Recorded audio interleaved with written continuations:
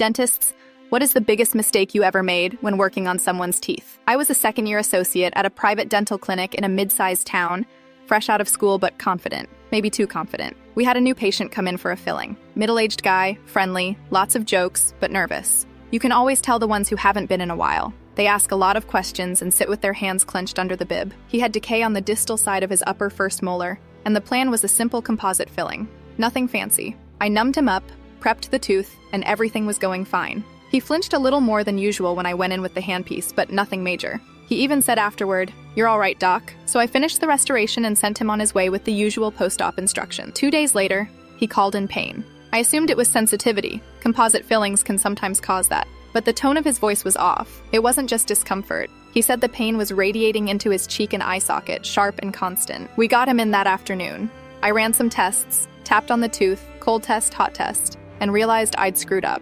The decay had been deeper than it looked on the x-ray. I'd gone in fast and underestimated it, thinking I could get away with a conservative prep. I didn't go deep enough into the decay and sealed bacteria under the filling. The pressure was building beneath it, and now the tooth was infected. I sat there, watching him try not to wince as I tested his bite. I realized I was going to have to tell him he needed a root canal now.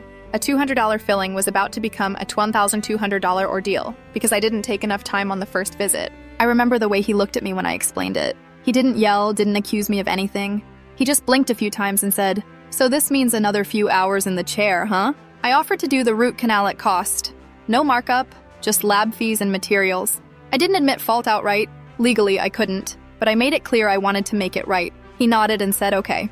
He was still trying to be nice about it, even while he was in pain. The procedure itself went smoothly, but I've never forgotten how it felt doing it, knowing it could have been avoided. Not some freak accident, not a rare complication, just a misjudgment on my part. He kept coming back for cleanings after that. He even referred his sister once. I always made sure to schedule extra time for his appointments, took more images, checked everything twice. Not because he ever said anything, but because I owed him that much. Every dentist has a story like that, even if they don't tell it. The one where you learn that confidence without humility is just inexperience with a good suit. I was lucky. It was a fixable mistake and the patient was forgiving, but that one still sticks with me.